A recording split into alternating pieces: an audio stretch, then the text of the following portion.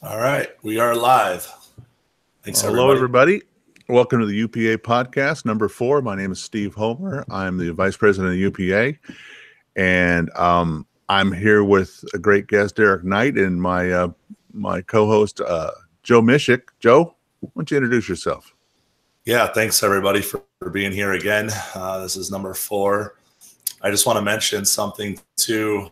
If you listened to the podcast last week we did with Sean from our insurance broker, his sound was a little bad. We're kind of working on that, so bear with us. But one of the things that we're excited to announce is that we are now on about 5 or 6 podcast streams.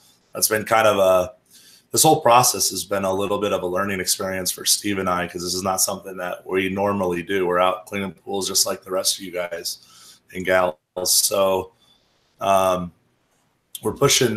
One of the things we wanted to offer was the video portion of this podcast. So that's being offered on YouTube, which is being pushed to Facebook.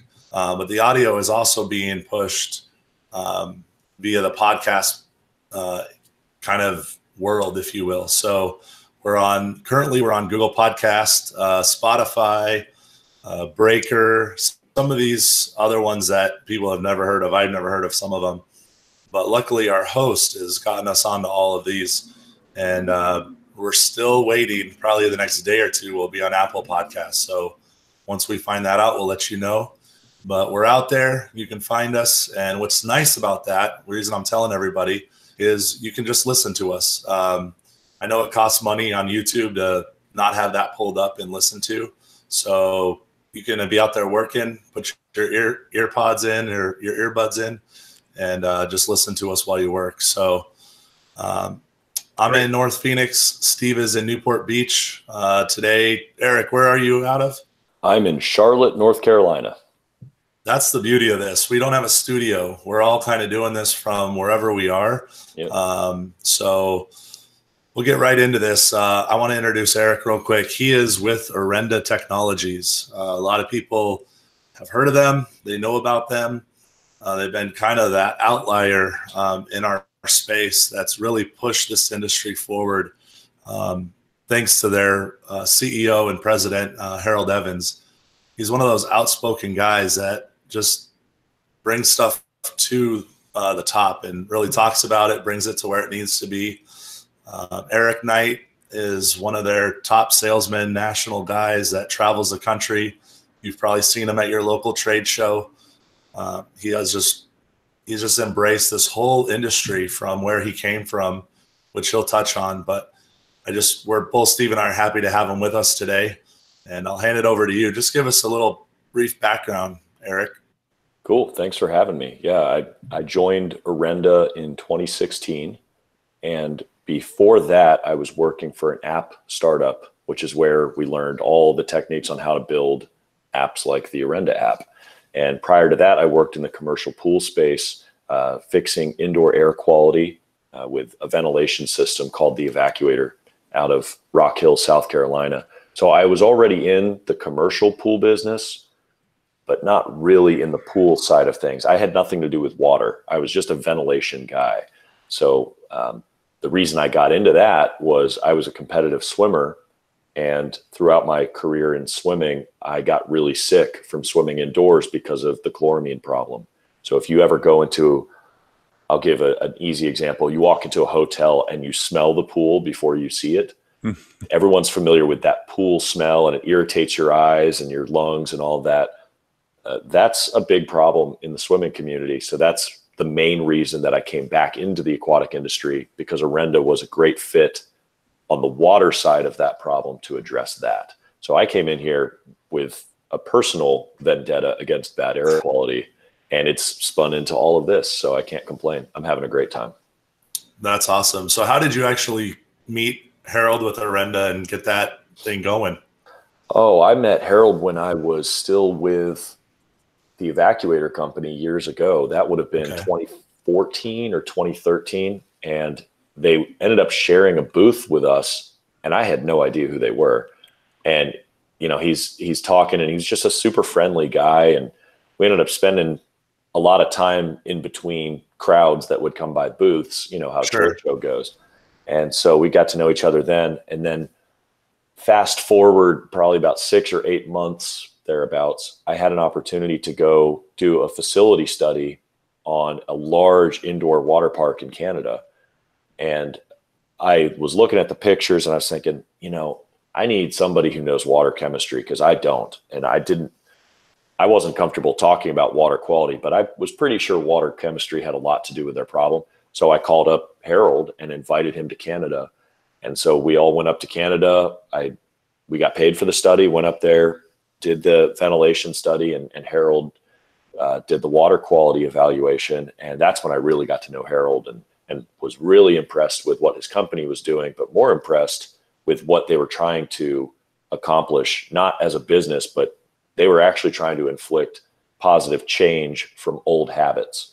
And, it's rare that you see a small business with such a lofty objective. And I just thought that was fascinating. I'm thinking, here's this guy with just a few employees trying to take on a huge paradigm in the aquatics business.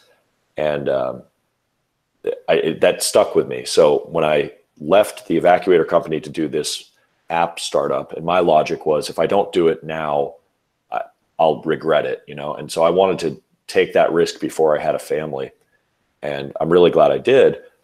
But then when I came, that still stuck with me, what Harold was saying. And I said, man, changing water quality and how water is maintained would be a really, really good thing for air quality. And it kept coming back to me and it kept bugging me. And we had stayed in touch. So eventually I started, actually he reached out to me with a question about something. I forget what it was. It's not important. But I started writing blogs and helping them build their website because I was uniquely qualified for that at the time. Right. And then after a few months of that, building up a web presence, building up the website itself and getting a lot more marketing, I came on full time in October of 16, and we have just been running full speed ever since. So we've got a very clearly defined mission that we're doing that we don't share with anybody. We say a lot of things, but that's not actually the mission that we're on. And we all know that target exactly, and we're running very hard towards it. So when we get there, we'll let you know. Yeah, you make a really good point. Sorry, everybody, about my voice. I'm coming off a cold. The point that you made that just sticks, and I'm sure Steve will back me up on this, is Harold has done the same thing he's done with everybody he comes in contact with. He's a small company that wants to make a change. That is something that Steve and I talk about all the time about Orenda. Is just, we all know that change has always been there. And that's kind of our whole discussion today, is basic water chemistry, where that's pushed us to the LSI. And that's where we really want to talk to you today about that kind of stuff. Go ahead, Steve. No, I agree. I teased Harold a couple of times saying that you don't pick easy goals, changing the way the world thinks about water. I mean, pool guys are pretty stuck in the mud with what they think and how they do things. So he didn't pick an easy task, but it's amazing he's actually doing it the way I see it.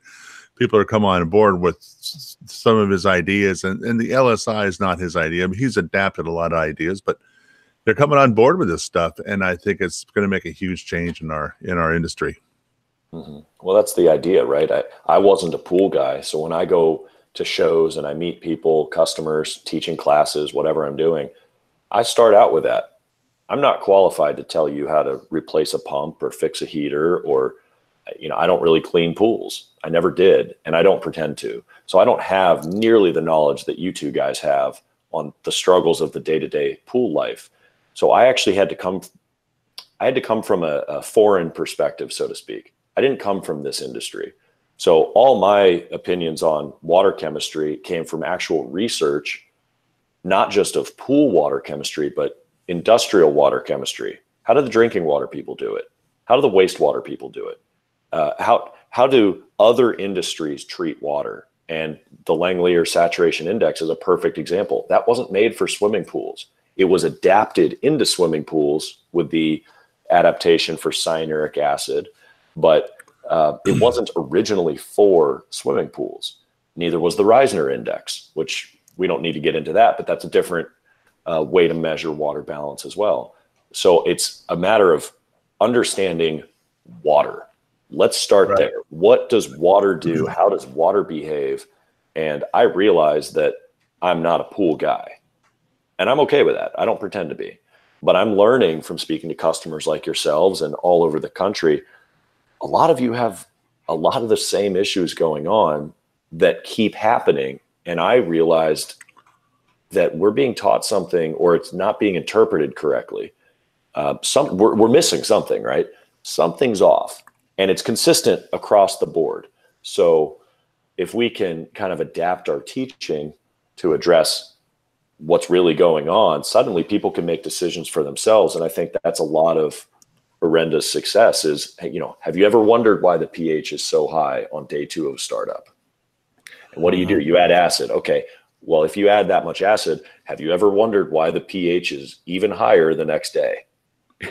It's questions like that you start thinking, why does that happen? That's so funny you mentioned that, Eric, because I started this industry 30 years ago, and you know, the guy taught me, you know, you walk up to a pool, we do our little Gardex drop test and say, okay, here we go. And he look at me and look at the test and go, gallon and a chlorine, quart of acid, throw a tab in, and we got some algae in the corner, put in some copper algicide. That was my education in water chemistry. And as it goes along, I've come to find out, man, I didn't know squat. I'm amazed that you're over 2 years in the business and you picked up more on water chemistry in those 2 years than I probably picked up in 15. And well, I doubt that, but I'm learning specific things. So you're learning the practical. I'm reading the books. So it's a little bit different. Like, 'cause I don't live in that world where I have to be in and out within 30 minutes. And that's factors that textbooks don't account for. I agree, but I know one thing that you did to educate yourself in this business is you picked up the IPSA book and read it, comprehended it cover to cover. And if anybody out there wants to learn about water chemistry, that IPSA book written by Robert Lowry, it's been around for a long time.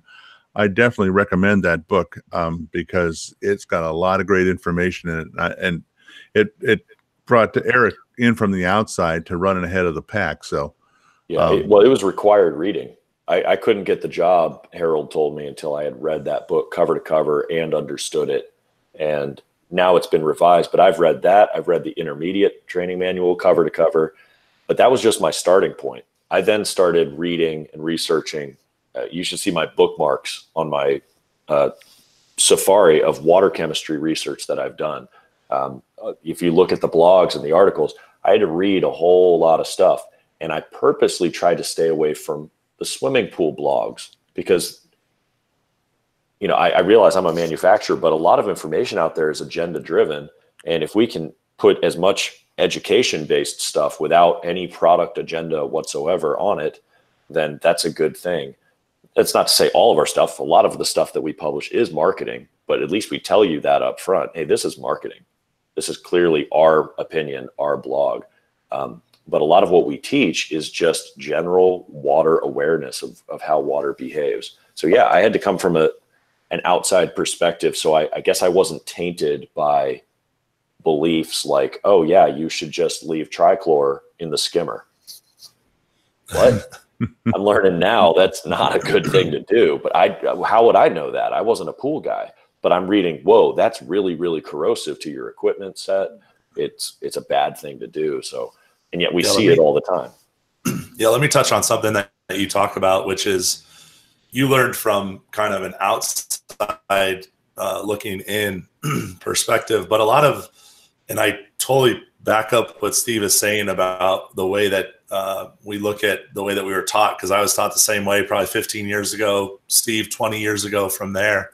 One of the things that's really interesting in our field, which a lot of people have heard this term, but it's range chemistry. Mm-hmm. And part of that problem is that I'm getting bad feedback in my headset. Part of the problem is that we look at pools, and pools are our industry. So we look at the water in our pools like you would in a scientific laboratory.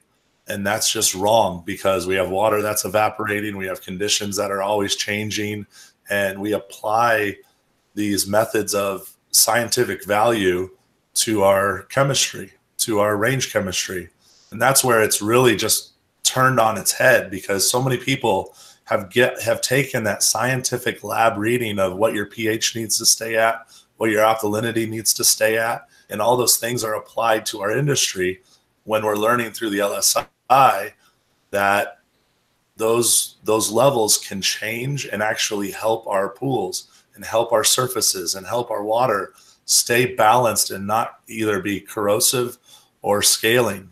So I just want to throw that out there. That's one of those things that Eric and I have talked a lot, and these are things that is coming to the forefront for our industry that's why we're having them on today. So I'm glad you bring up the LSI, because Orenda makes the best LSI app I've seen. It's free, so it doesn't cost you any money.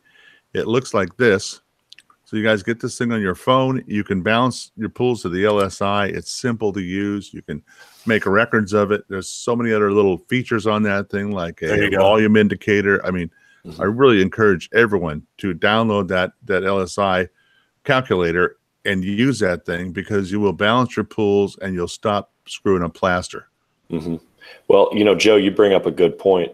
I'm going to put my phone to exactly range chemistry, and at 78 degrees, 7.4 pH, 300 calcium, and 100 alkalinity. I don't know if you can see all that. The LSI is perfect, 0.0. This is what the ranges want. They want 7.4 to 7.6, ideally pH. You know, you could go 7.2 to 7.8. That's a range. And then alkalinity is 80 to 120, right? And then you've got calcium, 200 to 400. That's fine at 80 degrees or 78 here. Okay, that's fine.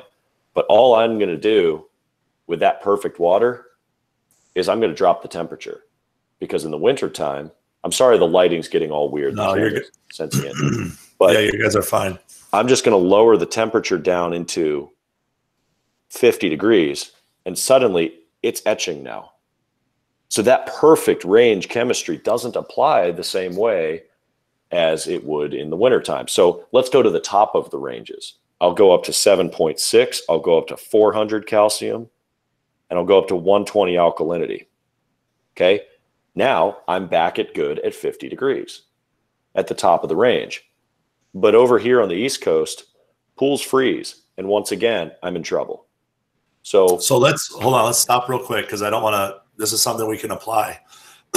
If you're doing range and you're not using the LSI, like Eric just pointed out, you look at that range and you immediately drop acid in the water or something like that, because you want to get back to that perfect range, right, when all you're doing is pushing yourself further in the wrong direction that you don't even know, you're not even aware of, because you're not using the LSI. So go ahead, Eric. Well, we say LSI first, range chemistry second.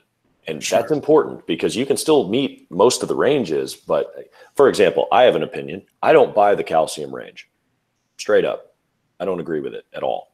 I think calcium is your best friend. Even in Arizona, you can have well over 400 without having a scale problem, provided you're managing the LSI. And come to find out, calcium not only, well, we already know it's consistent. It's a very steady chemistry. But calcium is the nutrient that water is going to corrode or etch based on, or scale. So if we know that calcium is the fundamental thing that water is looking for, why don't we set a foundation of calcium so the water has plenty of it? Not too much, but plenty of it.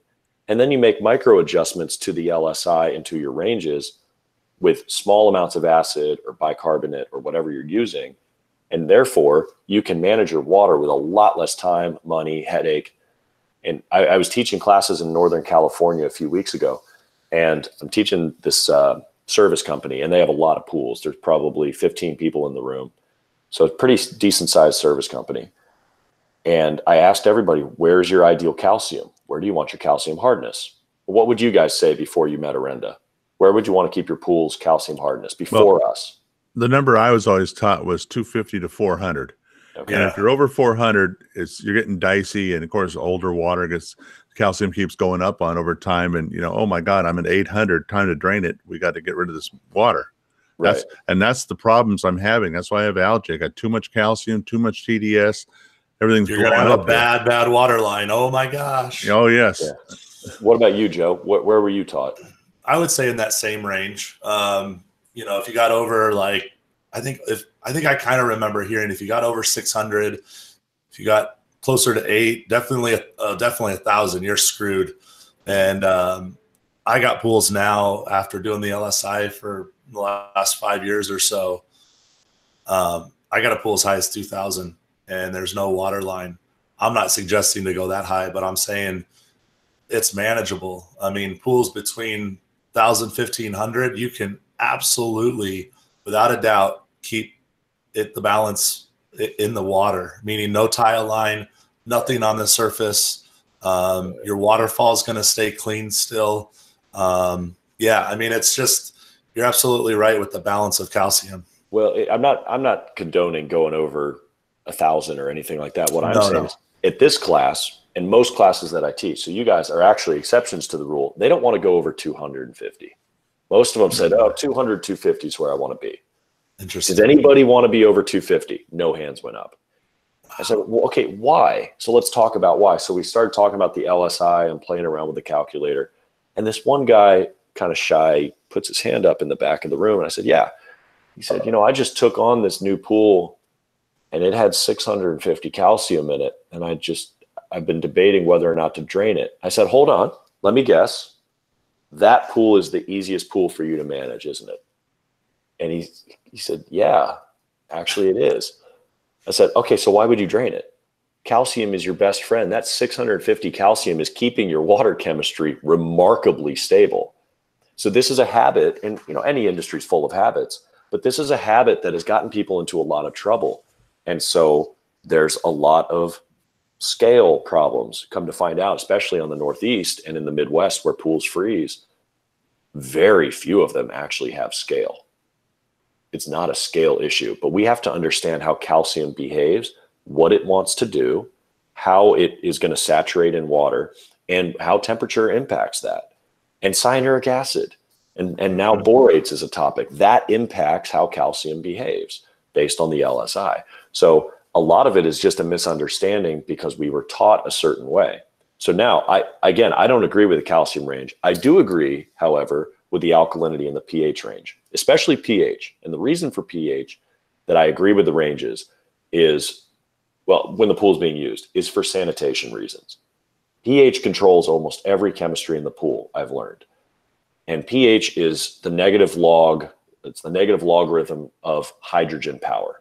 So every whole number on the pH scale is a 10x factor from the next one. So if you're 7.0 perfectly neutral water, which is actually aggressive in pools, go figure, but perfectly neutral water to 8, that's a 10x difference. But if you go from 7 to 9, that's 100 times difference. It can get out of hand very quickly.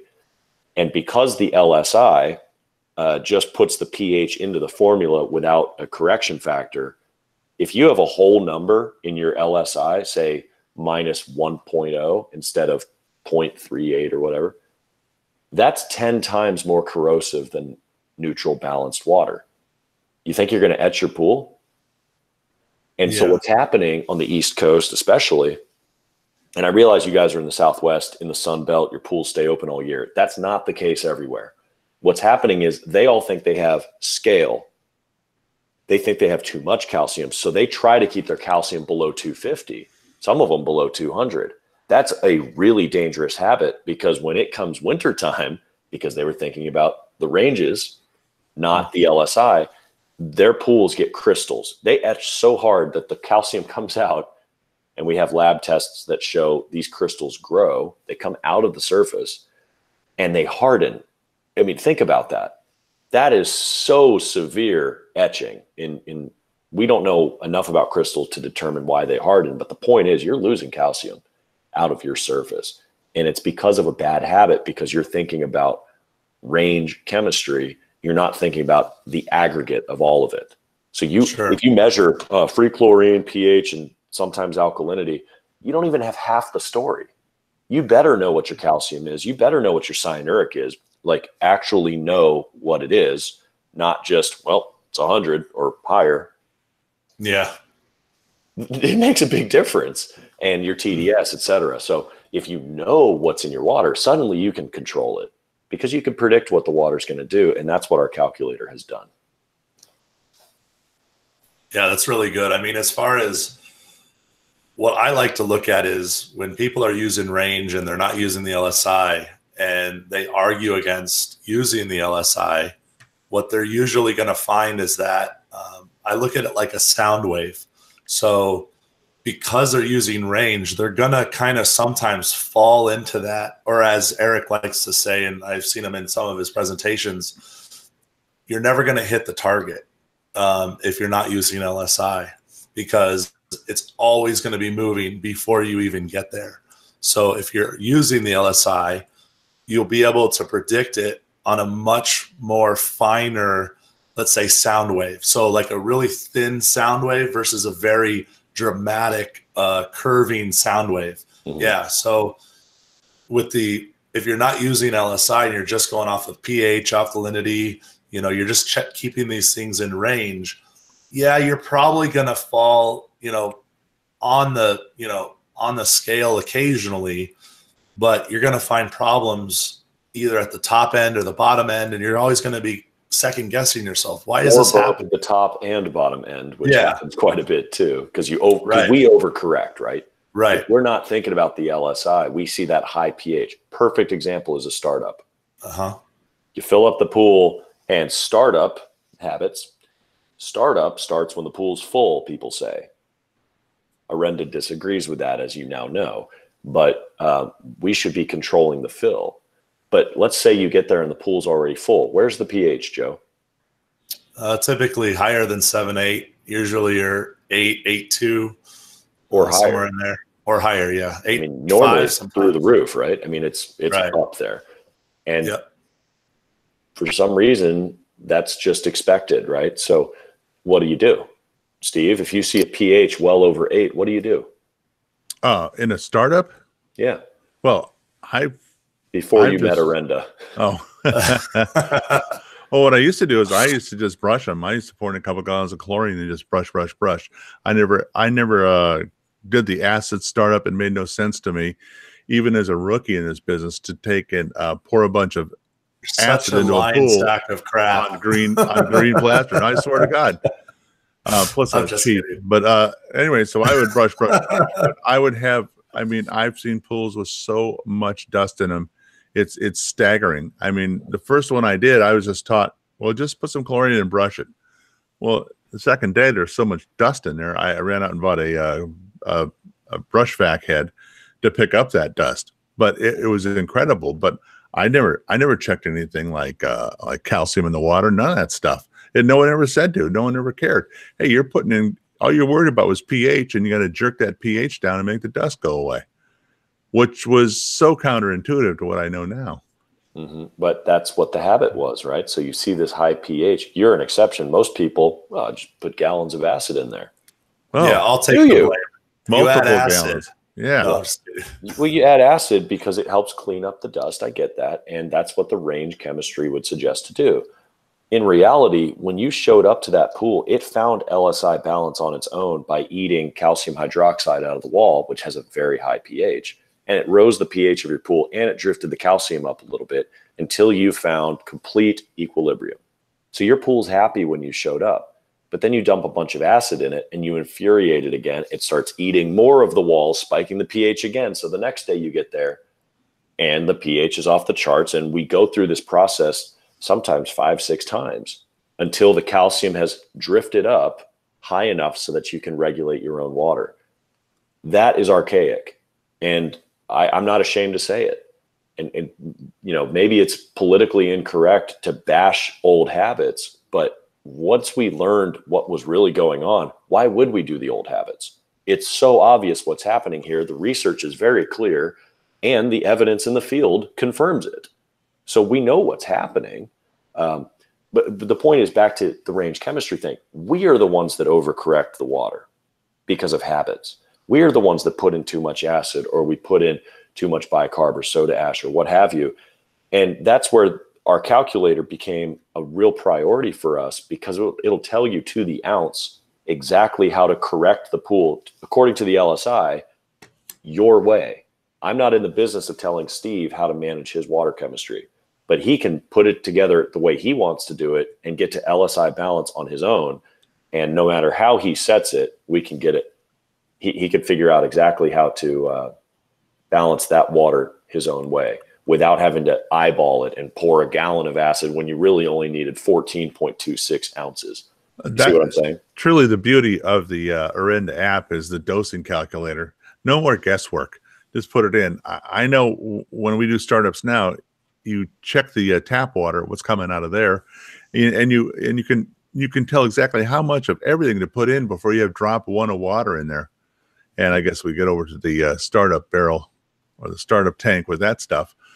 But the app has saved me so many times. It's an incredible tool that we use, and I'm so glad that Orenda made it available for free.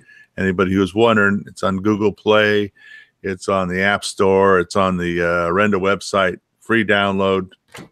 That's a free app. It'll always be free. Yeah. So it's our give back. People ask us for free samples, and I don't give free samples anymore. I give them the app. It's worth a lot more than a sample. So let me say something real quick too. If anybody's listening and this is all kind of new to them, go look it up. The range you want to keep, the balance range is 0.3 to negative 0.3. Negative being, I try to tell people this, think of it as the acidic side. So you're actually, that's the etching part of the LSI, or when it comes to like a surface, whether it's a pool surface, a metal surface, any kind of surface that has, like Eric said, calcium in the water. That's what the whole range is focused on, is whether you're going to pull it out of the surface or you're going to put it on the surface. Mm-hmm. So that range is negative 0.3 to positive 0.3 is where you want to stay.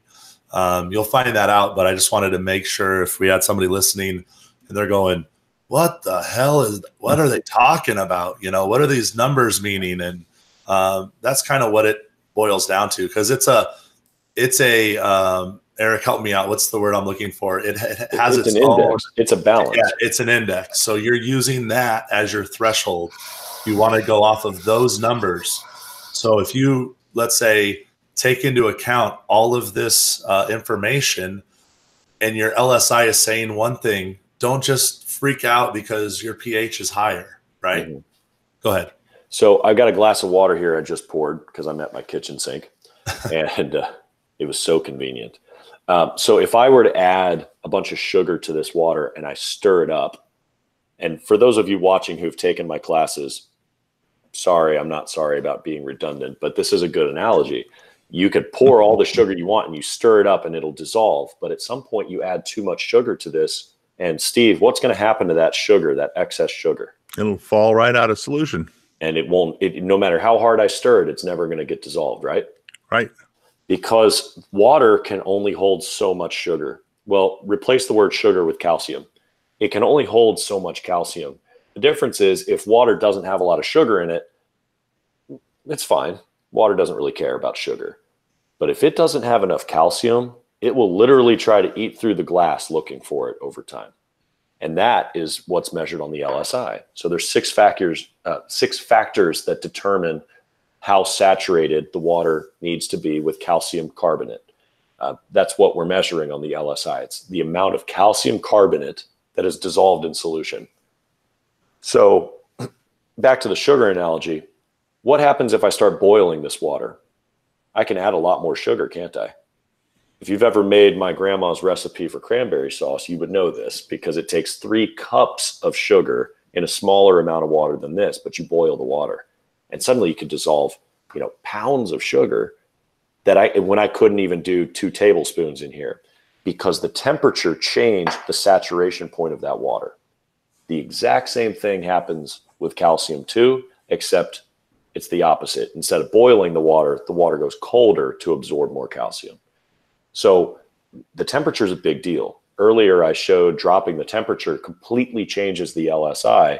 And this was a factor that we didn't even know. I mean, Harold's been doing this since 1984, and it wasn't until we made the calculator in the beginning of 2017 that this was a realization we had. We didn't know. I didn't even know what the LSI was, other than this chart and grid presented without any context in the textbooks. I had no idea how important it was. And it wasn't until you could see it and realize, oh my gosh, look at what this one factor does to how saturated your water is. You start equating that problem with etching and scaling, and now crystals in the cold climates, and just problems, corroded heaters, destroyed salt cells. Wow, all of that's based on understanding how calcium is saturated in water. So then we built this calculator around that so that you can correct it with other factors. So let's say you do have 650 calcium. Big deal. Run a little lower pH or a little bit less alkalinity. Water will be balanced and water will be happy. And you can find it all in the calculator on your own. But that's basically what we're talking about with the LSI. It's measuring how happy your water is with calcium. And if you're undersaturated, I mean, it'll eat through a vinyl liner looking for it. It'll eat through PVC eventually. It'll take a while, but it can do it. So in a plaster pool, and I say plaster, I mean cement-based pebble pools have this too. Anything with cement in it or tile grout or anything, it's going to pull the calcium out of that, and it's going to pull it into solution, and it'll never go back. So, I mean, if you're going to err anywhere, err to the high side, because scale you can clean up. It's just too much sugar in your tea. You can always clean up scale. It's annoying, but it doesn't hurt anything. Etching, that's permanent damage. Yeah, I actually, being a part of UPA, and this is actually back when I was part of IPSA, we did sick route, and I had a pool this was right when I started using the LSI on a daily, weekly basis for all my pools. And I had a couple pools for a guy, and I want to say he was like a positive 1.3. And the pool, the pool it looked like somebody had, and Steve's heard this story, I think, but it looked like somebody had dumped a whole bag of like DE on the bottom of the pool and just let it like sit there. And it was so thick like that I thought, oh, maybe that's what it is, and I can just brush it off. And as soon as I tried to brush it off, it was like, oh, this is there for good. Well, luckily I was there for about 6 weeks, and I started implementing it to this pool, and it was kind of fun because it was like, oh shit, I get a pool I can try this on, and try to see where I can push this. And after cases of acid week after week, I mean, it wasn't that much each week, but it was probably to the tune of like 2 gallons of acid maybe each week. That surface started to just come alive, and we got that calcium off of there, and got the pool balanced. And again, here's something that I want to mention is that calcium stayed in the water. We didn't drain the pool or anything. It stayed there. So it was probably well over 1,000 ppm of calcium in the water. But by actually getting that off of the surface, like you said just now, kind of made me think of the story, was we pulled it off the surface, we put it back in the solution. Now the customer comes out, looks at the pool, and is like, damn, you're a genius. How did you do this? And at the same time, we're not damaging their equipment. We're also not falling on the other side of the scale so that the process continues to go the wrong way. We're bringing it back to balance, probably a little bit aggressively to get there, but we're never crossing over and going the other way on the negative side. So a lot of these pools, it's kind of fun to have that kind of challenge when you come upon a pool like that, whether it's a new customer or something like that. Go ahead, Steve. I had one on the opposite side of the scale. I was helping a guy in my old chapter put a heater in on a hillside home, and it was a big nightmare to get the heater up to the pool. And get up to the pool, it was an all-tiled pool, black tile, and I'm looking, and this is right after I downloaded the LSI calculator too, is I'm looking at the pool, and I didn't see any grout. And I'm starting to look, I'm seeing the tile spacers that the tile setter puts in there to space them properly. I'm seeing white spacers on this black tile. And so I grabbed my kit, I test the water. It was a minus 1.1. Holy cow. And the grout, I swear, it was gone. And I started looking and going, there's no grout here. That's more than 10 times more corrosive than normal water for those watching. That's really corrosive water. That's really corrosive water. So we got on our horse, got to the supply house, did the calculator, figured out how much calcium I needed in the water. I forget what it was. I think it was north of 40 pounds. Got the calcium in the water, stopped the damage. I guess we stopped the damage to the substrate underneath the tile because that thing was in bad shape. I talked to him recently, still got the pool. Customer hasn't said, where'd my grout go? But one day they're going to have to drain that thing and regrout it. I'm surprised tile's not falling off. Well, okay, so speaking of falling off tile, I was a competitive swimmer, and when I was in college, our entire 50-meter Olympic pool was tile. I don't know what they spent on it, but it was that 1-inch tile. Super nice pool that I used to swim in. Very blessed to have trained there. But every couple of years, I was there for 6 years because of grad school and a red shirt year. But that, and I was on the Van Wilder plan, I suppose. So, but I was 26 swimming. years old and still in junior college. No, I'm only kidding. But over the years I was there, they had drained it at least twice, and because tile would pop out on our turn walls where we would flip turn. And I kept thinking, wow, this is really weak tile. That, or, we just keep doing flip turns. And I don't know how many tens of shit out of the wall. I don't know how many thousands of flip turns that wall gets every practice, but it's several thousand. You got to figure I'm swimming. If it's a 7,000-yard workout, there's hundreds of turns that I'm doing on that wall. And then you multiply that by 3 or 4 people in my lane every day, twice a day sometimes, plus the other teams. It's getting a lot of flip turn contact. So I thought maybe we're just flip turning on it and the impact is breaking it loose. And come to find out now, the grout was gone. It wasn't that we were breaking tile. It's that the grout was always gone. And there was evidence of this grout being gone where we weren't flip turning either, like at the bottom of the pool. So you could see just big pockets of no grout. And that was an LSI violation because the tile is impervious to it, right? But hey, there's calcium in that grout. So clearly the pool was balancing itself. And I never put that together until probably about a year ago doing this. This job is like, oh, that makes perfect sense. That's where the calcium went. That's what happened to the grout, because I never went down there and flip turned off the bottom. Nobody did. It was 12 feet below us. It was a big pool. So that's kind of a realization that water is going to find calcium where it needs it. So, people ask about the Orenda startup. How much does it cost? Well, how much are you spending now? Not just in chemicals. How much are you spending in time, brushing, return visits, acid, all of these things, when you could just buy a 50-pound bag of calcium for less than $20, depending on where you are, and add what the calculator tells you to do it as it's filling. Let's pre-treat that water. Let's fill it up. Let's chelate it, first of all, and let's get the pH adjusted, and let's fill up with pre-treated calcium-rich water on purpose. And if you have enough calcium out of your tap, do the bicarb startup. Okay, fill it with sodium bicarbonate, get a high alkalinity fill. Either way, you're pre-treating that water so that you come in and the water is not hungry. It's not going to go after that, that cement-based finish that you just put in there. And if you overfeed it on purpose, slightly, the calculator will show you how to do it. Yeah, you could fill up that water. It doesn't have the ability to oversaturate itself. And that's an important point. If I'm hungry for calcium and I'm the water does not have the ability to go over 0.0 LSI on its own. Can't happen.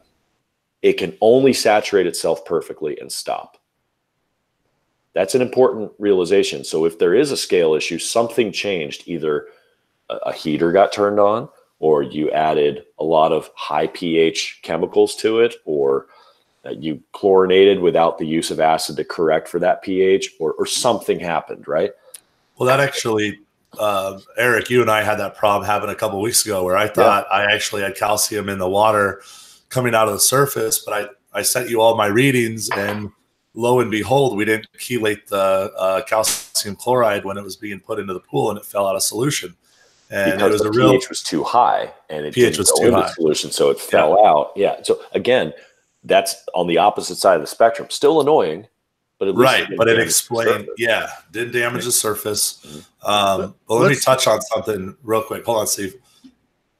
One of the things that I think is important, and I can say this because I'm not sitting with an Orenda shirt on right now.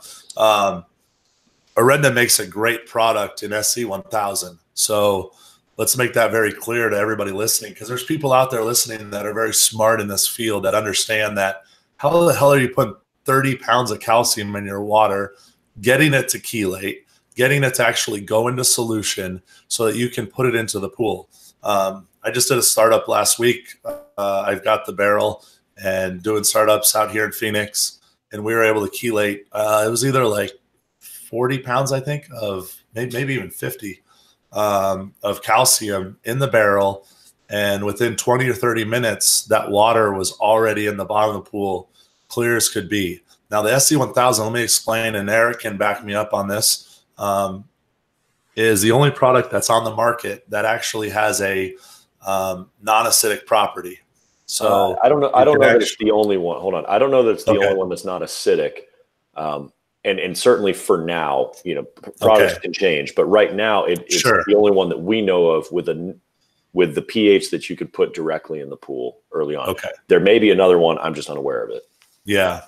I think it's one of the only one. Well, yeah, there may be another one.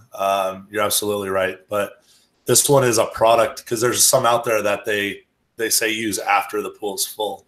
And that's where we're learning that if you put that acidic water, tap water in, you're already starting to pull that calcium hydroxide out of the surface. Mm-hmm. So by doing it, you know, I'm just trying to explain to people listening and watching that if the calcium is in the water chelated first, and that's the key, when that water starts to fill, as it's hitting that surface, it's not reacting. It's not going, oh, hey, there you are. And I mean, think about it. We're talking about new surfaces. So, I mean, it can have the same effect on an old surface, but a new surface, it's still wet. It's still fluid. It still hasn't hardened. You have those tendencies to really go after that surface, especially when it's brand new. So I just want to mention that, make all these connections make sense. Mm-hmm. So let's tune in on this barrel a little more and explain to people what this barrel is all about. I know there's guys around that have been fooling around with this thing and kind of got it going, like Lupe Mariscal in San Diego, and Dave Penton up here in Orange County. Dave Rockwell, that's right. Taking a barrel poolside and getting the calcium needed in the barrel. And I guess the SC1000, they've done all kinds of iterations of this stuff. But what it is, it's a barrel that overflows into the pool. So you're filling the pool on a fresh plaster job, whether it be plaster, pebble, or whatever it is. But you're also getting calcium in there as you fill it. And I think what we've come down to is what you guys were talking about is chelating the calcium in the barrel. So you get the calcium in the barrel, you dissolve it, you stir it up, you pour the SC1000 straight into the barrel. Which is an adaptation that we had to learn the hard way. We used to put it all in the bottom of the pool. You still put some in the pool, but now we're saying, yeah, you should be chelating it before it even goes into the pool, and we're having much better results with that. Right. So it's a great thing, and I wish we had a picture of the barrel, but it's you got a hose fill in the pool, you got a hose fill in the barrel from the bottom, and it overflows through a vacuum hose, and it just eases this calcified water in that's chelated into the pool, and the results are very little or no dust on a plastered pool. Obviously, pebble pools don't have much dust anyway, unless there's big problems. I talked to a guy the other day who got a call from a builder. Here's a picture of the barrel. There's the barrel, poolside, perfect. Yeah, so this is an example. This is a customer in California who puts a tarp down just in case anything spills, and this water, it has a autofill shutoff float ball, just like in plumbing. So when the pool is full, it shuts everything off. So all your water will be coming through this apparatus. Some clean water goes through it, and the rest of the water is diverted through the barrel with calcium rich or bicarb rich, depending on your startup. And it's pre-treated when it goes and fills the pool. And this is something, as service guys, we really got to try and tune in on it and get with the homeowners and get with the builders and say, call us when that thing's being plastered, not 5 days after it's full. I talked to a guy who picked up a new pool 5 days after it was full, Pebble Tech pool. He goes, I never seen so much dust in a pool in my life. Wait, I thought pebble pools never have plaster dust, Steve. That's what they say, but he could sure attest to something different there. He couldn't believe it. He brushed back that thing 2 days in a row and finally got all the dust out of it. Now, where's that dust coming from? It's coming from the cement product that holds the pebbles on. So the pebbles falling off is to follow here if it hasn't started already, which is a tragedy on a brand new surface, because you know the so many plasters just throw that hose in. My whole thing is throw the hose in, get the check, hit the road. And we've got to get ahead of that stuff a little bit. I know Joe's been doing startups, and he is working hard to stay ahead of that, aren't you, Joe? Yeah, let's make a point here, because we might have some people listening that are like, okay, so what's the problem? We just get the dust out of the pool and we're fine. What you're actually doing is you have like this microscopic, for lack of a better term, like potholes, or even as far as like tunnels. Like think of them as little like ant holes in the pool. They're little cracks and crevices and void spaces. Yeah, all around the matrix. Yeah. So they're microscopic, but that's where water is going to get in. So you're going to start to see delamination problems. This is stuff that you're preventing this from happening years down the road. You may go 5-10 years and your surface looks great if you just did a tap fill on the pool. Dust was crazy at the beginning and you got rid of it and your pool surface looked amazing. But we're avoiding things that are like make the longevity of the surface last way longer than it would have if we would have just filled the pool with tap water. You're right, Joe. And so what we want to have happen, and the objective of the Orenda startup, is real simple. And Steve, getting back to what you had said earlier, we didn't come up with this. You know, we had this product. Honestly, we didn't really know what we had. Lupe for Blue Moon Pools in San Diego was the one who first brought it to our attention. Now, he may not have been the first one in the world to do it, but he was the first one that brought it to our attention that our chemical allowed him to add calcium as it was filling, like in the first 2 inches of water. That was groundbreaking, because that's amazing. Yeah, exactly. We never thought of that at the time. And then he started coming up with a cooler way to do it. So he did it with this big trash can where he would siphon calcium rich water in, but it was a slow trickle into the pool. And even that helped. And then I guess that word got out. And so then the Genesis guys, Dave Penton and Dave Rockwell, upped the ante and made these really cool high grade drums, these tanks that is an overflow fill. And it's awesome what has happened. And then a company in South Carolina sees that video and they say, I see that tank and I raise you an autofill shutoff platform. And they can mass produce them. So Orenda doesn't make any money on the tanks. We don't sell them. They're not our product. These other people make them. And it's a really cool thing that they're doing this, because it is a big help. But the majority of people that do the Orenda startup, they don't use the tanks. They use buckets. But the same principles apply. We are trying to add calcium as it goes. And everybody's got buckets. You still need to chelate it. You still need to get the pH adjusted in the bucket. But if you have a 5-gallon bucket, you're talking like a teaspoon of acid, maybe, if you have a high pH. And that's just to make sure that the calcium gets completely dissolved. So that's a good point. But back to what you're saying on the startup, the barrel is a way to automate the process. So to simplify, what we want to have happen here is we want to overfeed the water slightly with LSI saturation so that it doesn't have the ability. Remember, it can't go over 0.0 on its own. We want to have the water unable to extract any calcium from the surface. And what's going to happen is it's going to cure properly, because inside the cement, you have calcium oxide, which hydrates. We've heard that curing hydration word. H2O, calcium oxide, creates calcium hydroxide. And that, according to the National Plaster Council, cures anywhere between 30 and 60 days to almost completion.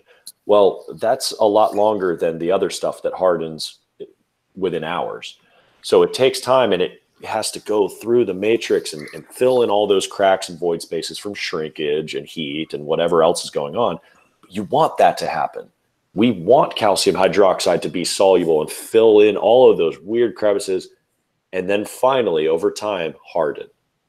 It's called carbonation. You want it to carbonate, and it carbonates from the surface, like the water surface, in. But if you have all these hollow Grand Canyons in there at a microscopic level, all these void spaces, you can't put that back in. And so, yeah, your surface could be compromised long-term. And we're finding, wow, if you do this right, you don't ever have plaster dust. That's incredible. You know, you had some dust on your first one, but it wasn't plaster dust. It was the opposite problem. But we learn, right? The next one you had was pretty much flawless, right? Because you dialed it into your world. So your startup protocol is going to be slightly different than Steve's, and it's going to be very different from the guys in Michigan. When I did this in Michigan, it was completely different because, number one, their groundwater comes out at 41 degrees. Okay, that's a drastic LSI difference right there. And you're filling it with a fire hydrant. So it's filling way faster. So your procedure has to be different, but the principle never changes. Slightly overfeed the water so that your plaster can cure properly. That's the objective. Now, does Orenda have any videos on the calcium fill, the LSI balanced tank fill? Oh yeah, we got them on our app. We got them on our website. You can see them there. That being said, I'll be flying to Texas in a couple weeks, and we are going to film a new video with the most updated information, and we'll probably take down some of the old ones because they are outdated. And that's kind of part of becoming an education company, is you have to stay current with the latest and best practices. So we're going to be filming a new video in Texas with a company that's been doing a whole lot of these startups, and he's going to be sharing some of his techniques and little things that he's adapted that he's learned along the way. So hopefully it's really valuable to the entire audience. I'm glad you mentioned that, because this whole calcium startup thing, I guess it kind of started years ago with On Balance, and they had a sodium bicarb startup, but the calcium is so much more stable. I think it works a little better, and I think even Kim Skinner is acknowledged that. But as this rolls along here, everyone stay tuned to this stuff, because as they perfect how this is done, it's kind of a fun trip to watch, because I have the first calcium startup barrel inside of my house. Yeah. And from the very first prototype to what Joe just bought 4 of them, they're remarkably different. And the procedure is remarkably different. And we're talking, this is over a 6-8 month period. All this stuff has changed. So it's extraordinary what's happening now, and it pays everyone to keep up on it. And admittedly, the rollout of the barrels, because it's not our product, was awful, because it's not our product. So we didn't really have manufacturing control over it. And we now have a standardized barrel, which is different from the one you have, Steve. Joe has it. You can adapt your barrel, though. You just have to cut and put in a bulkhead yourself. But it is a little bit different. Now it has a platform. People do it their own way. I want to touch on the bicarb startup that you had mentioned earlier. The bicarb startup it's pretty much the exact same philosophy, except it's using sodium bicarbonate and a lot of it. And the principle there is you want to get your calcium plus your alkalinity to 500 parts per million, whatever that balance is. It could be 400 calcium, 100 bicarb, or it could be 100 calcium, 400 bicarb. Whatever it is, it's trying to get to 500 parts per million.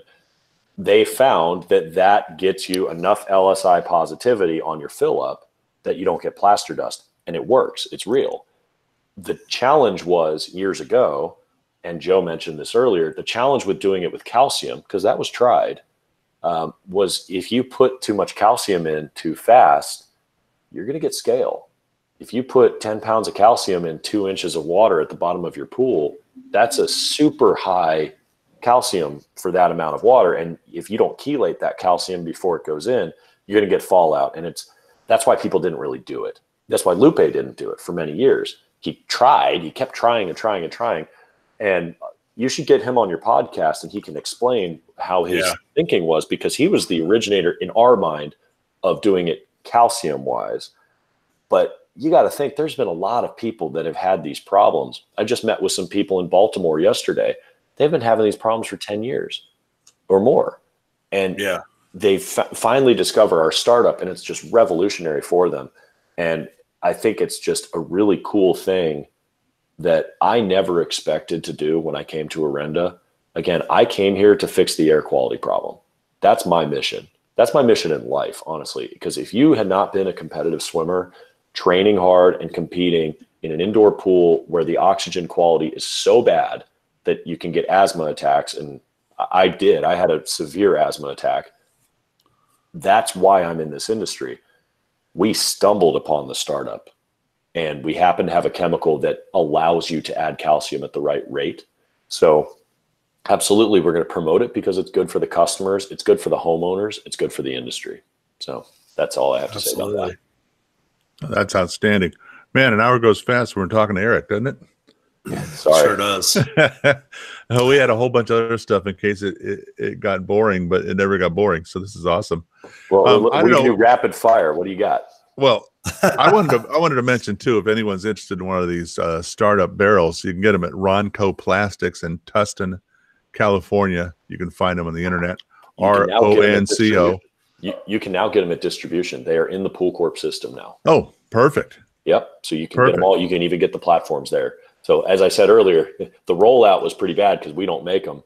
Like you said, Ronco makes the barrels, Pure Aqua makes the platforms. They're on other sides of the country, but they are in the Pool Corp system, and you can get them through there. Good. And if they need any help, you can find Joe or I, or hit us up on the Facebook page, or, Eric seems to be everywhere. You can always ask him. Yeah.